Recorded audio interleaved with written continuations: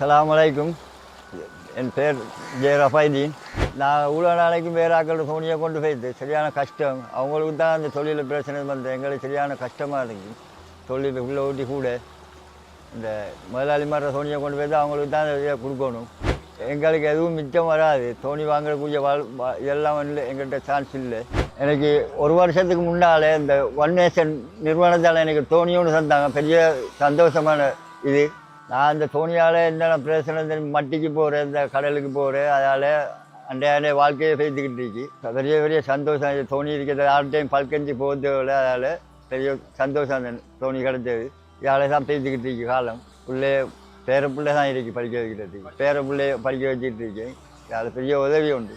ஒரு நாளைக்கு வருமானம் 5000 7,000 வரை கட்டிடும். எல்லாம் அந்த தோனி கிடைச்சது பெரிய நன்றி எனக்கு. இந்த ஒன் நேஷன் இது நிறுவனத்துக்கு பெரிய நன்றி எனக்கு. அல்ஹம்துலில்லாஹ்னு நல்ல இது அல்லாஹ் எனக்கு பரக்கத்து செய்யணும். Your journey to Jannah starts with Salah. From there, a smile becomes a deed. Serving your community becomes worship. Giving in charity becomes a path forward. Every step brings you closer to Allah.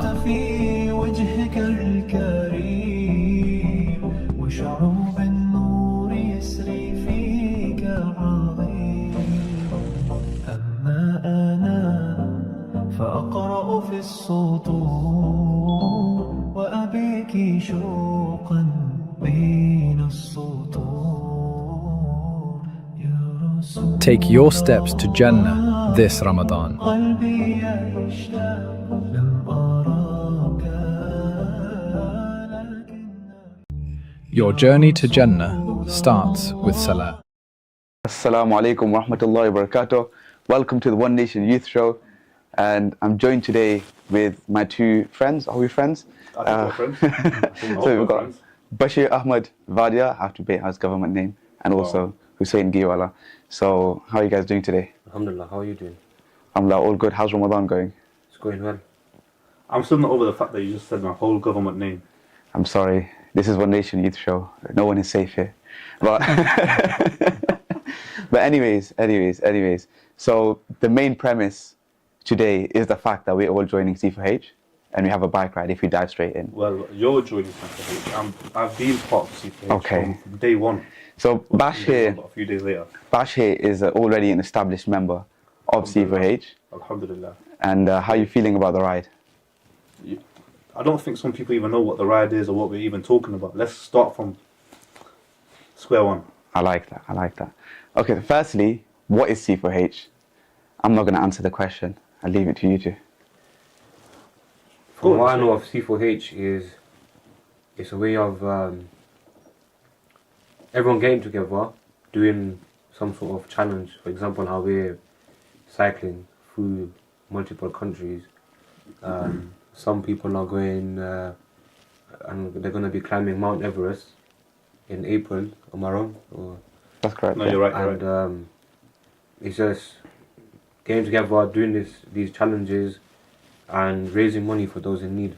Yeah, so for C4H actually stands for Challenges for Humanity. So the main reason we are doing these challenges is for literally raising as much money as we can and helping those around the world, getting people to donate towards our pages, whether it's for Gaza, Sudan, or any other projects around the world, and trying to make a difference.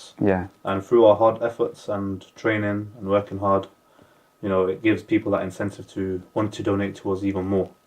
And they can also see, you know, the struggle that we have to go through when we are putting ourselves to, you know, to the test. So yeah, man. Perfect. Yeah, this June, this Charge Your Bike ride is 328 miles, and at its hardest route is 22,000 feet of elevation. It's feet, right? If I'm correct. Yeah. It might be meters. I'm not too sure. But either way, it's going to be heavy elevation. It's going to be on some days an 8% gradient incline. So you're literally going to be going, I don't know, against gravity up a hill. So I've got quite a few questions around this.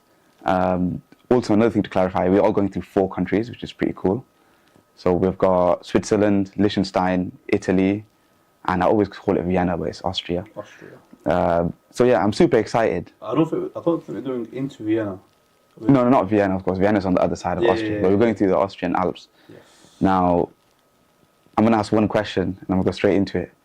How are you guys feeling about Stelvio Pass? Now, Stelvio Pass, just to clarify, is literally, I don't know if you guys have ever seen this, but you have mountains with like kind of almost like hooks, like hairpins. Is hairpin right? Hairpins, hooks, whatever. Hairpins, where you literally kind of go side to side across a huge incline on the mountain. So, how are you guys feeling about Stelvio Pass?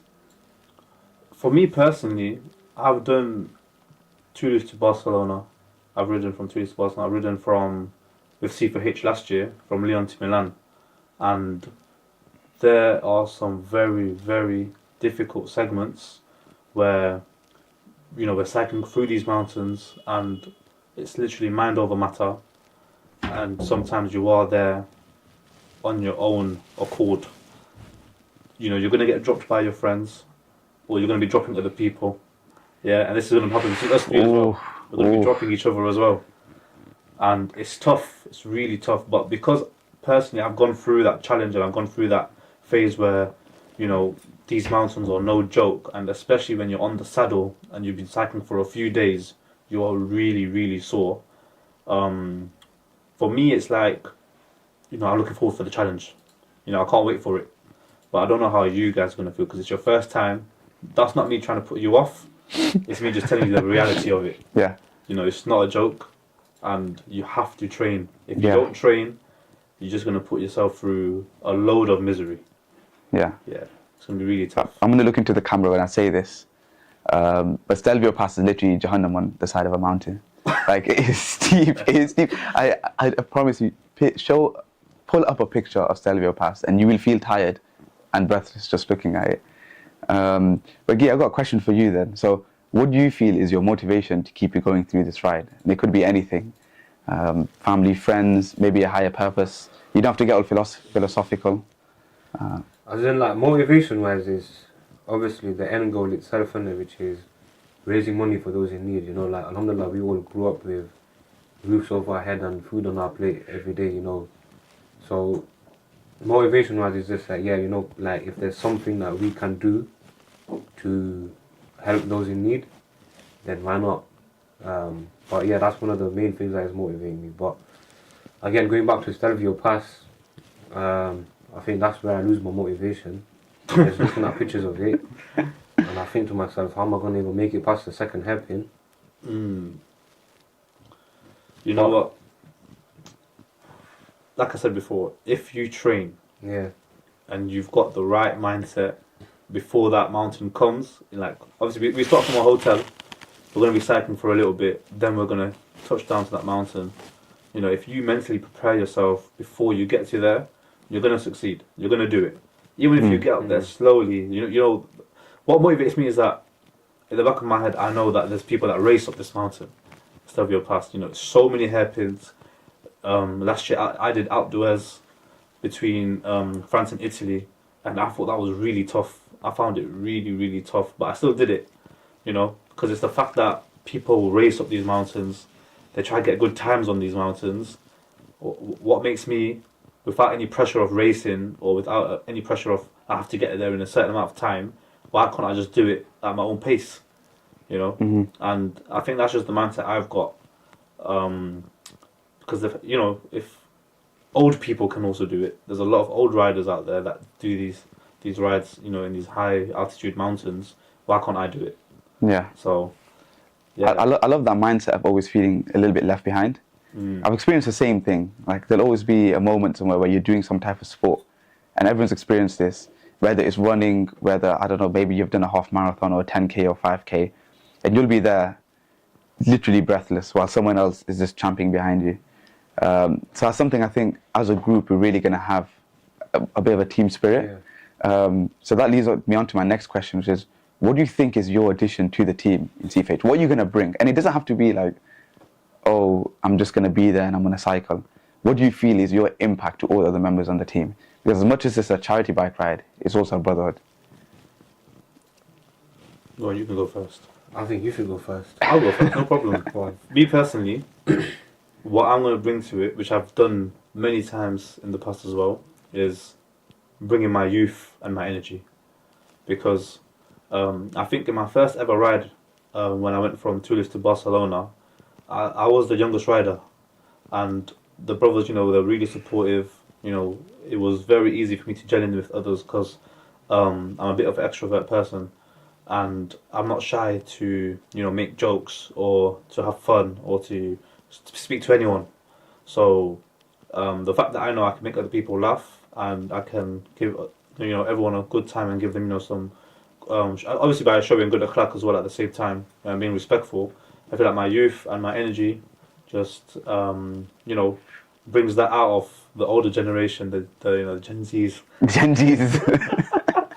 And the fact that this one is us three and Jamil, our other friend as well, all of us together being the youngest guys, part of all of these other guys, I think it's gonna be a bit of an experience for them.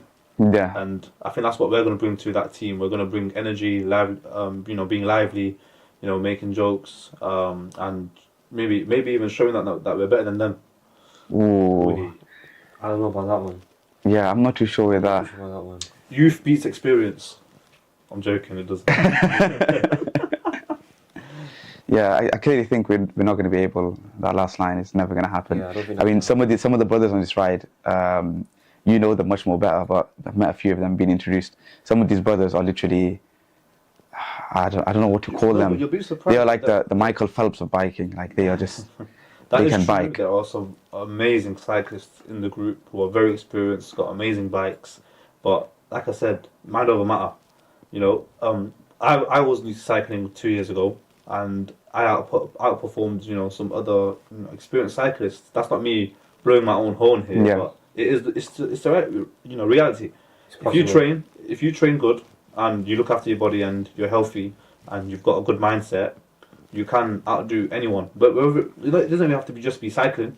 It could be running. It could be Yeah. any other sport. It could be your energy in your workplace, or anything that you've got going on in your life. If you Yeah. have that mindset that you want to be better than someone else, you're going to do it as long as you put in the effort. Yeah, that's great. I really like the part about you bringing a youthful spirit because I think it's super important when you're doing a challenge, especially collectively as a group. You have to pick up the slack for others on some days and motivate them. Yeah, definitely. And then the same when you have your own days where you may be a bit more demotivated, the fatigue is settling in. You need someone else to then motivate you and kind of give you a little push on the back, up the mountains. So yeah, I think it's a beautiful point you mentioned. I'm really looking forward to that element. Yeah, it's funny you say that because even in my first ride from Toulouse to Barcelona, there was a really, really, really tough mountain, very cold, and everyone had to get up this mountain in order to get into the next hotel. Yeah, So if you didn't get up this mountain, you're screwed. yeah, Yeah, and in that I witnessed two brothers who were part of our group that helped another guy that was struggling. That guy was at fault because he never really trained that well, So he's got himself to blame. But the fact that he still pushed bait through, out the name. I'm just joking. can't be out the name. But the fact that I saw these two guys, and I don't think they even had like a mutual connection with this guy anyway. They were just we're just a collective of brothers anyway. At the end of the day, but they saw him struggling. One of them went on one side of him, one on the other side, holding onto his arms or his back, one of the two, and they're struggling up this mountain themselves, and they're also pushing him with them. And that was a really beautiful thing that I saw. And the brotherhood that you gain from this event, from this ride, is next level. Like, I was a newbie on my first ride, for example, and these brothers made me feel so welcome that by the end of your journey, you feel like you've known them for a long time. And it's like someone you can now just talk to openly, someone you can get to know on the outside world and be friends with. So I feel like with this ride, it's going to get us guys as friends. We're already close, but you're going to get even closer, and for the sake of Allah, increasing our Ikram Muslimin for each other. Amazing. So I've got a question for Guy now. Sorry, my mind just went blank. Oh, completely forgot that question. Was there another question I was asking him about what's going to bring to the... Yeah, what are you going to bring to the team? I forgot. You can answer that question first. I think 'cause I remember mine. As being the youngest rider of the group, probably the same thing that Bashi said, just be there, joke around with everyone. But what I'm looking forward to is like spending time with elders, and you know, seeing like what they have to like, you know, what they have to say, what they can like teach us, things we can learn from them, and like Bash said as well, it's about like making friends, brotherhood, and yeah. To Yeah, be fair, I like what you mentioned about spending time with elders, because I think another byproduct of these rides and these challenges is that through this brotherhood, especially with the older brothers, you actually become the next generation. Yeah. Or they are setting the foundations for you to become the next generation, to one day then pass this wisdom or this spirit onto others, which I think is super important.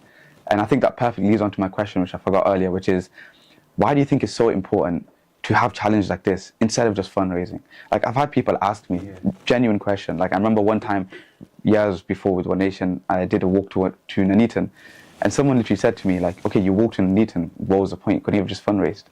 So why do you think it's so important to have challenges like this in place in order to fundraise rather than just fundraising itself? I think like the struggles and like the pains we go through for like them few weeks or days, like, you know, throughout training and on the actual ride itself, like, to us it might be like, yeah, our bodies are like shattered in pain, we can't walk, you're fatigued out from the first day. Like, it just shows like how hard life could possibly get at times. Like, for example, like children in places like Gaza and Sudan who are literally running away from bombs, let's say, you know. They're killing themselves out there. So we're reciprocating that by killing ourselves here. Of course, it's not the same thing, because, you know, they're feeling pain. But what can we do to try and I can't compare ourselves and feel what they're feeling. But we have to sympathize. yeah, Try to sympathize and the pain that empathize. we as go much as we through, can. the Yeah. pain that we'd go through in them like few days, it's probably like just a percentage of what they go through every single day. Definitely. You know, and for majority of them, it's their whole lives, or majority of Because their we're lives. still having fun. We're still going to be seeing amazing scenery, you know, seeing the Qadr of Allah. Yeah. But for them, it's the same thing every single day, you know. So it's, yeah, like Hussein said, it's literally just a percentage of what they're feeling, you know. But I feel like you might be able to touch upon on this a bit more, but with putting yourself out there, doing challenges, and allowing people, whether it's your friends and family, seeing what you're doing and what you're going through, does make it a little bit more impactful, because you're doing it for a good cause as well. There's also an element of sacrifice. Sacrifice. I feel like friends and family are more inclined to donate towards your pages, and it's easy to fundraise when you are sacrificing your time, your effort, your energy, your resources, because these bikes don't come cheap. I'm sure Bash knows that. He has about 5 bikes right now. Yeah, they So- work at my house. Also at your house, you need to pay for some storage. But yeah, so these bikes don't come cheap. You're spending a lot of time with resources. You could be doing anything else with that time. So I think that element of sacrifice is also huge. I think another point that was also outlined to me by one of the brothers here in the office was that when you push your physical limits, it also pushes your limits when it comes to fundraising. You know, that mentality of, Yeah. I'm doing this with so much I've put on the plate that I have to pull through. And sometimes it kicks that laziness out of you and really allows you to fundraise and go extra hard. But yeah, you mentioned about how challenges are all a form of sacrifice. Are there any other challenges that you guys have done besides the C4H bike ride, or you're going to do? Any other challenges that I think you'd be open to, you'd find really interesting for charity? To be honest, this is like my first Yeah. ever challenge I've done.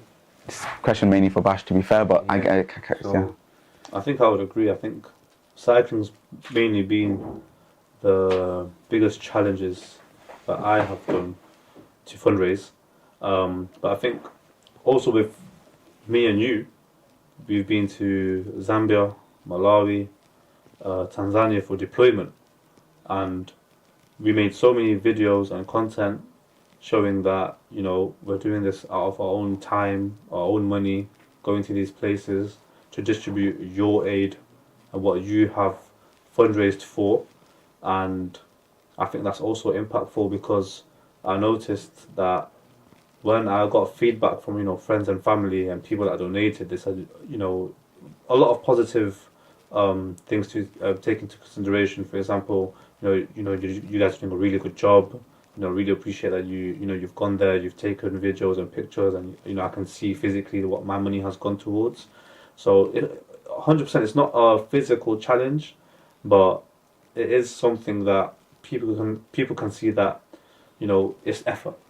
It's effort because we're very lucky that we can use our youth to our advantage.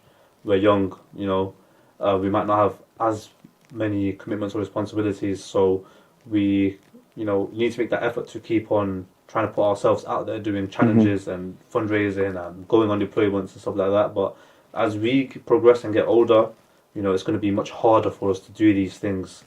So I feel like people can see, you know, you guys are young, you know, you're doing, you know, this great effort. That's why we want to donate towards you as well. So, you know, I wish I could turn back 5 more years, go back to when I was 18, 17, and start all over again, because I feel like I would have put even more effort in and utilizing, you know, me being young.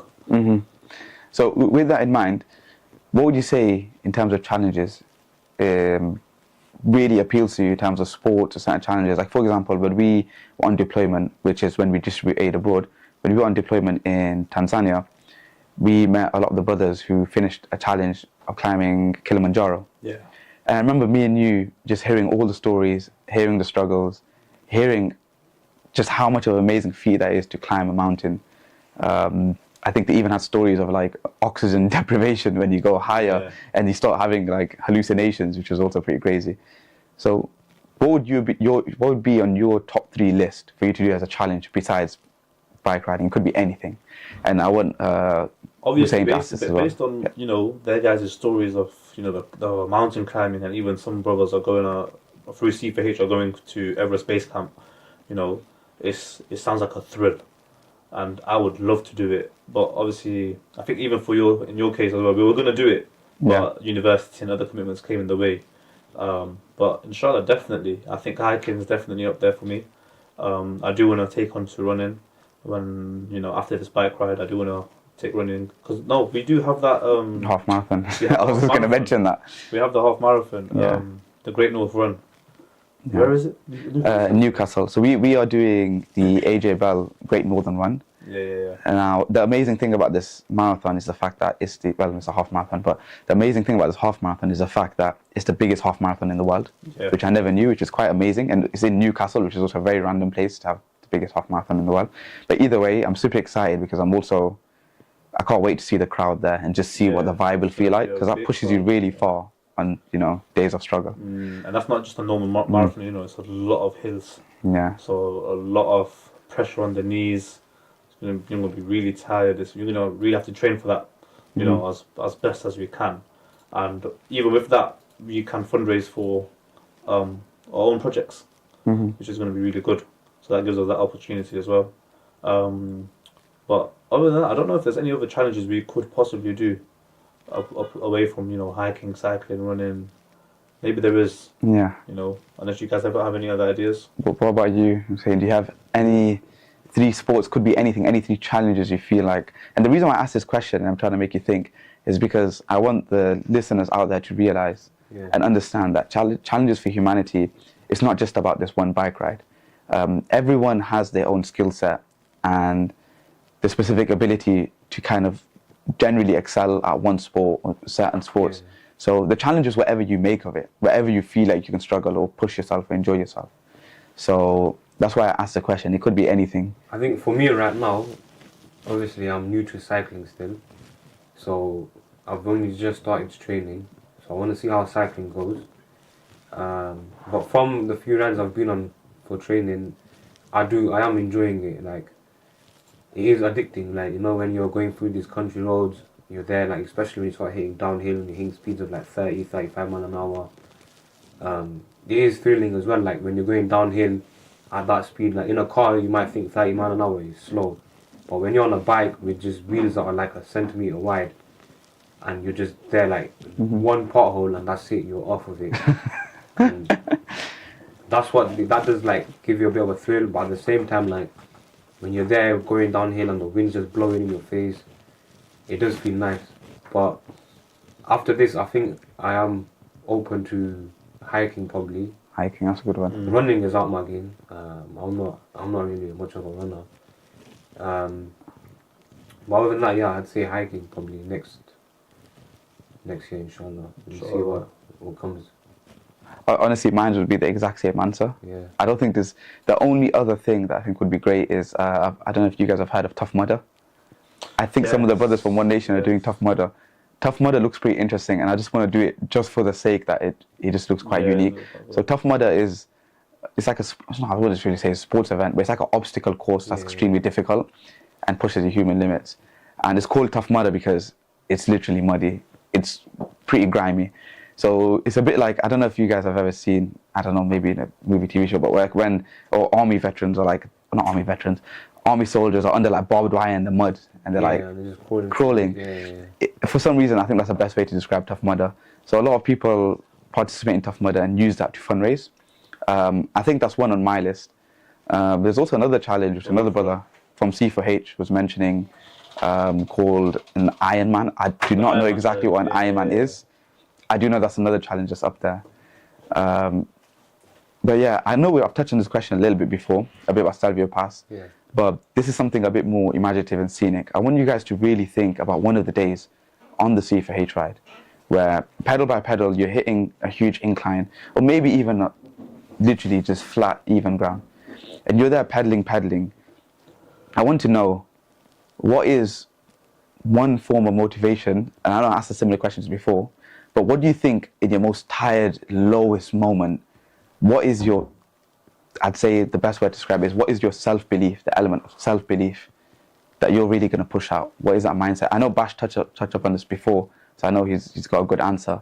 But I really want Hussein to answer this because I feel he's got something to offer in terms of like self-motivation and pushing yourself. So there is a greater purpose, just to clarify. There's a greater purpose of, okay, we're doing this for charity. There's other brothers pushing us.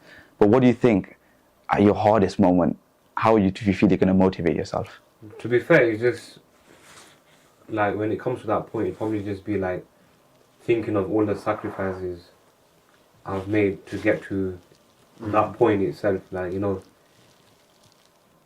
it has like already, like I've been training for the past like 3-4 weeks and it has been tough, like, you know, eating clean, you know, going out, even just having the energy to wake up in the morning and be like, yeah, you know what, I need to go out for a ride. Like the first 2-3 days, I've woke up and I'm thinking, you know what, it's cold, I don't want to go out, just feeling lazy. But then like once you're there, you start pushing through it, like, you know what, I'm already 10 miles away from home, I can push a few more and then turn back around and then I'll get my target that I wanted to reach. A few times I have felt like, yeah, I've gone down the road, I've hit like 2 miles and I'll be like, you know what, I want to go back home. But then I think of it like, if I keep doing this right now, then when, for example, when Stelvio Pass hits, there's no way I can turn back around and go home. Mm-hmm. I have to get up there. So, to be fair, it's just one of them was like, you just gotta look at all the sacrifices you've made, and like you've come a long way, so there's no point just giving up. And yeah, I like that ethos of just keeping it, just the next pedal, just the next stretch, just the next mile. Just one hairpin at a time. Yeah, one hairpin at a time. Like, don't overcomplicate it. Don't build up this whole image in your head of some huge mountain. Just take it a step at a time. I think that's really beautiful. Now, I feel like I was saying, you might find this a bit harder to answer because I don't think you've come on any deployments with me, and Bash, or any of the other brothers. But you touched up on the fact of being on deployments. However, I still feel like there's something you can offer. What is one story that you feel really, and feel free to, I don't know, bring out the waterworks if you really want to. But what is one story of someone you've seen struggle, whether it's charity work or a story you've had of someone who's been through insane deprivation, poverty, and struggle? That's a word I mentioned a lot today, a lot of struggle. Yeah. And how has that story impacted you, not just for this ride, but the rest of your life? To be honest, There was one occasion, like at the Beacon of Hope event last year, when the doctor from Gaza showed a presentation that he had, and in there he had a few pictures and videos that he took of him, like took of Gaza while he was there working, and that really shows how people there live. You know, there's literally a camp full of, for example, I think about 2,000 people, he said, and they don't even have toilets there. They just made like a little tent and dug a hole in the ground, and they're just all using that. So like his specific words were, we take even a toilet for granted, you know, and the things that we seen that day in that presentation really did open my eyes, and it made me understand how a lot of things we've had, well, majority of the things we've had, I should say, is we've took for advantage, you know, we've took for granted. Just like the basics of having food on the table, having a bed to sleep in, having a roof overhead, not having to worry about anything, you know. It shows like, yeah, there's children who are like the age of 4 or 5 years old who are literally running to provide food for their like siblings. You know, they're like one video that you showed, there was about, I think, a 4-year-old girl or something that was shot in her face by a drone. And still they, you know what, they carry on like it's become like a norm for them, basically.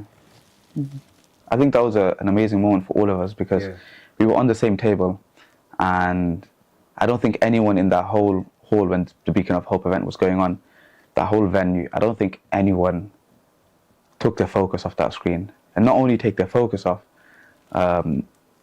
everyone, like the waterworks were running. Yeah. I've seen grown men, older men, younger people, everyone just looking and thinking, wow, why have I done nothing to help this? How can I do more to help this? And it was a really touching moment, because as much as the images were maybe a bit graphic, it was a reality of what's happening, and something we're very sheltered from with the privileged life we have. So I really like the fact you brought that up, because honestly, I can feel the exact same. I remember being there and just contemplating every life decision I made, looking at how other people are living. Like, just looking at it, was just like the first thought that came to my head is, I would never be able to last a second there. Like, just, you know, just hearing the noises there would just probably just scare me. You know, there was a few videos where you could hear, like, you know, just airstrikes landing, bombs landing in the middle of the night. Like, you don't know what to expect. So, and they live through that day in, day out, and still at the end of the day, they still have a smile on their face, you know. So it really shows how much we take for granted, and like how other children around the world, mainly, like, they live and what kind of conditions they go through. Yeah, it's an amazing answer. Bash, I feel like you've cooked something up right now, either through a past deployment. So honest. I was interested in what he was saying. I even forgot the question. Yeah. So just to reiterate, the question is, what is one moment that you've either seen, experienced, felt, where you heard a story of someone's deprivation, once again, the same word I'm always using, their struggle, their poverty, and that story has touched you to this day. It's something that outlives you, lives within you, and will always be there in the back of your mind, just revisited often, or had some impact. So it could be something from a deployment. For example, we gave aid to a particular beneficiary, and their story just stayed with you. It could be anything.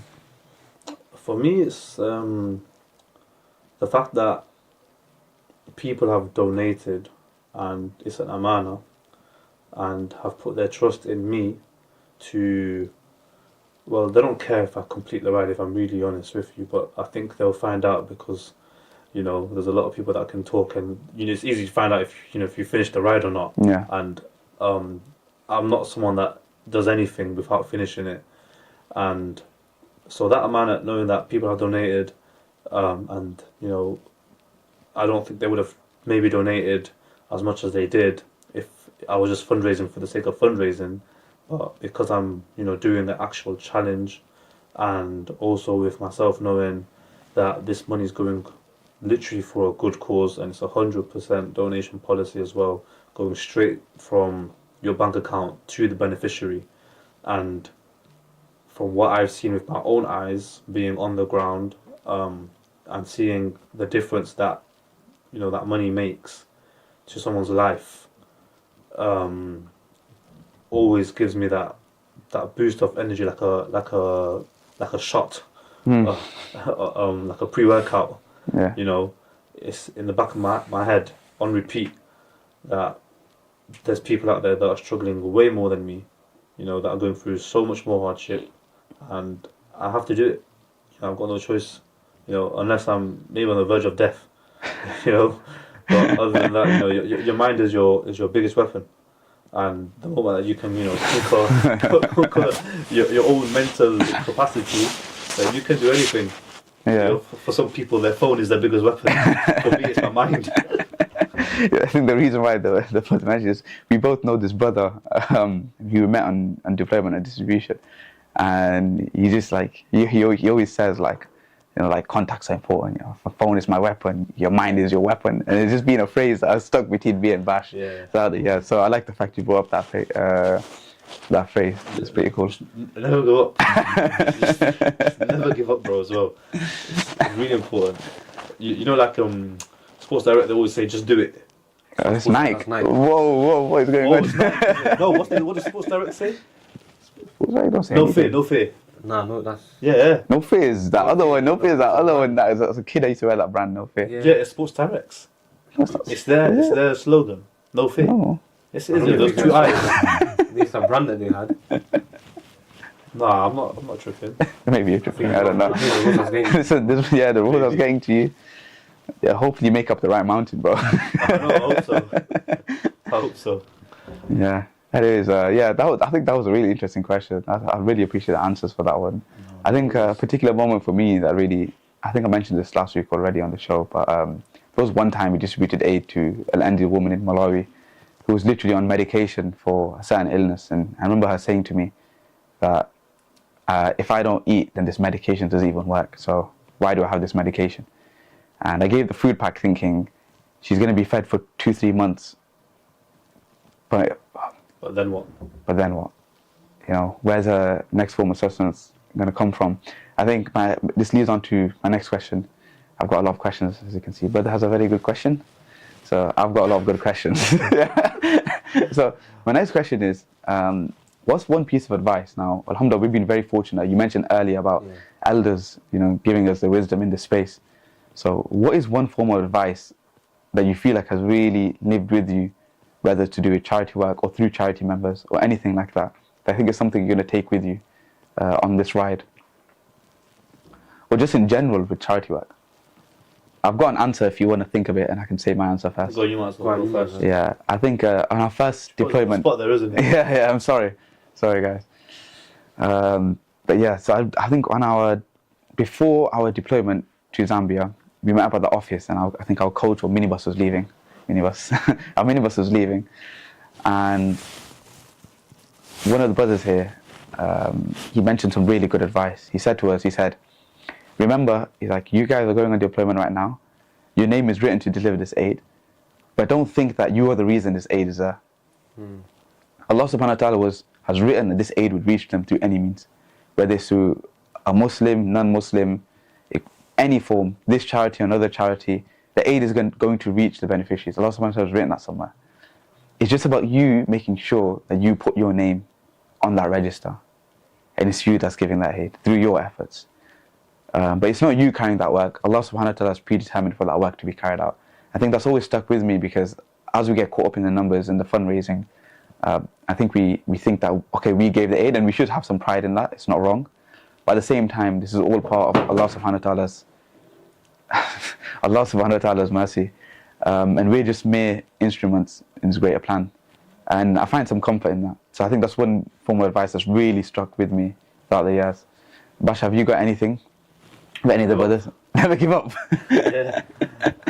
No, I'm just joking. I'm trying to think now. I'm still thinking. I'll be honest. Because there's been so much advice that I've It is a big question. It is a big question. So much from so many good guys, from so many elderly guys who have got so much experience from life, but to do with this ride, that can go into this ride. Or just anything to do with charity work or fundraising. Let's focus on this ride. Okay. Because I feel like it narrows it down a little bit more, which is don't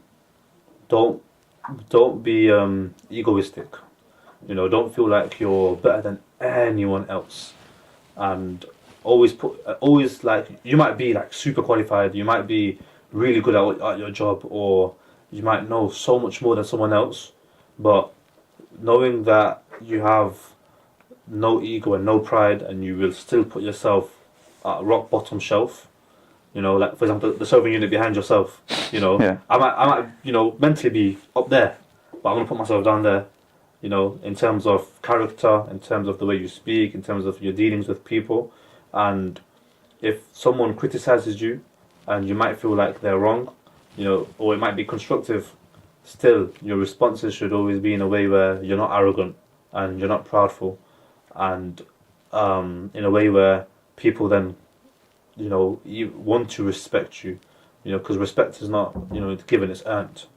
And I feel like for this ride specifically is, you know, if someone tells me what to do or someone wants to give me some advice, you know, take it. You know, even if you disagree in your head, then it is or it is, you know. So yeah, that's one thing I feel like, Yeah. you know, really stuck with me.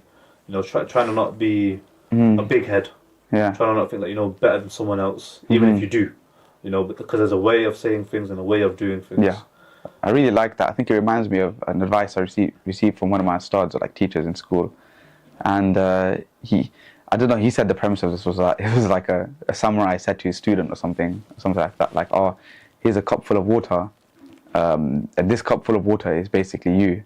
And when I go in to pour in more water, or like my knowledge and my wisdom, if you've already made it full, then I can't put any of this in it. It won't work. You have to be an empty cup. And I think that's a really good piece of advice. I think we take into this ride and everything else. Yeah. Saying anything you feel like you can contribute. I think the best piece of advice I've got is from probably Amir. You know, Shout out brother Amir from One Nation. at the beginning, just when we signed up to the ride, his specific words were, "If I could have done it, anyone can do it." You know, that really pushes me. But on a serious note, you know, speaking to a lot of the elders here at One Nation, you know, I have learned a lot. You know, alhamdulillah, you know, the things they've taught me has helped me, not just like with charity work. For example, some things I've learned from them is helped me in my own business. It's helped me in my personal life. So like you said, always stay an empty glass and always take things from others. And going back to what I said about, you know, spending time with elders, is you learn things that you think you might not know, but you don't know. You know. I'm really happy you've mentioned this, Hussein, because I never thought you portrayed as that type of person, because you know, I tend to think that you know everything. You know, I get really excited when I hear you speak. No, you know, tell you something. You know, you're a very knowledgeable guy. Yeah. You know, when I was born, they were gonna name me ChatGPT. They're like, let's not release this yet. Yeah. You know, so. But like now I said, ChatGPT 5.0 right now, isn't it? I'll have to check my database, innit? Let me know.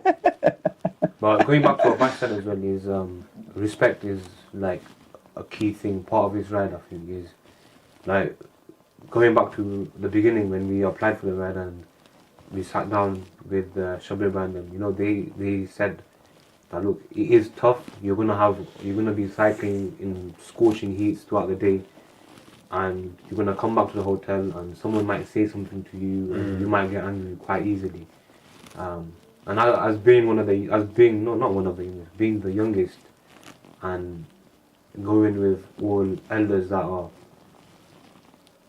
probably like older than the age of my dad probably, so respect is one of them things that you gotta keep with them, because the moment they lose respect for you, it's gonna be very difficult. So I think that's one of the main parts of this ride, is having respect for each other, motivating each other, and having a good time.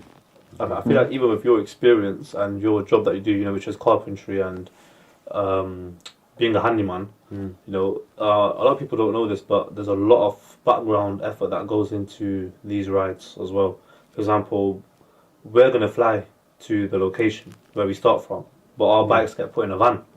Now that van needs to get shelving units put in place, and there's a specific way of all of the bikes getting into the van as well, you know, without them getting damaged. And it takes a lot of time and a lot of effort. Yeah, and without brothers getting involved and helping each other, it can't be done. One guy, I promise you, cannot do that by himself. And I feel like with your experience, I feel like it would be good for you to put yourself out there and also try help with the van, getting the shoving units put in, and taking on their advice, because they know how to do it. Yeah. They know how 100% how to lay out the van, but you can also maybe give your piece of advice, because there's nothing wrong in someone young giving advice to someone elder. If they take it, they take it. If they don't, it's fine. And even when we have to put the bikes back into the van, which is even more harder before the van goes back to the UK, you're gonna think, bro, I've just cycled for 6 days. Why are you making me do work for? But that's where you show up, and that's where you can showcase your ability and your youth, like we keep mentioning. Our energy and our ability to want to help others. Because if we can go out for deployment and help as many people as we can, why can't we help our own brothers who maybe have money, who maybe have time on their hands, but they're maybe older than us? Why can't we help our own people as well? Definitely. Because charity does start at home. Charity starts in your own community as well, not just you going to different countries around the world and giving out aid. Yeah, it's amazing, because with a huge bike ride like this, or with any event planned for charity generally or challenge, there is a huge team of people orchestrating and working literally day and night to make sure everything aligns perfectly. So shout out to them.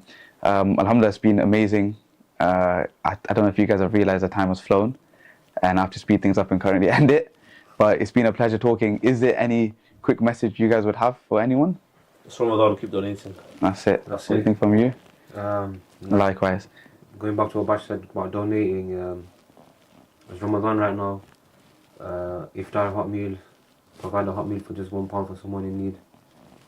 And yeah. Amazing. Beautiful. I've got a question for all three of you. Yeah? And Bash, I know you've been on multiple rides. Are you guys excited for this ride? Or are you nervous? How are you guys feeling for this ride? I'm not excited at all. To be fair, I'm a bit of both. I am excited, but then the nerves kick in when you look at, like what Abdullah said, like you look at Stelvio Pass and you're already like breaking it. So there are nerves do kick in, but generally I am excited. I'm more anxious for the training, because I know if I train hard, like the ride will just be the enjoyable part of it. But I just know if I end up you'll know from the first day of the ride whether you messed up or not. I have a feeling you will probably know. So that's my worry. You could have a bad day one, but you could have an amazing Yeah. rest of the ride. I'll be honest, because that has happened to some people in the past. Oh, is it? Okay. One guy on day one, he fully had a tire puncture, had to get to the van and get driven to the next location, but he had an amazing next couple of days for the rest of the ride. I think that guy's behind the camera. For me personally, I know I'm going to do the ride. I'll be honest. Mentally, I think I'm going to do it, unless, like I said, verge of death. But These mountains are high. Verge of death can I'm happen gonna do very it often. with my friends, and have a good time, see amazing views. This time I'm not going to just be, like alone with one other friend. I'm going to be, there's like 4 of us who are really close friends. So for me, that's my motivation and my excitement for this ride. One last question before we end the live, yeah? Has there ever been a point so far where reality has kicked in and thinking, I'm actually doing this ride, why did I sign up for this? I think we're not going to hit that until we actually until we start training. right? Yeah, I agree. Because you're already training. Yeah. Would you? You know what?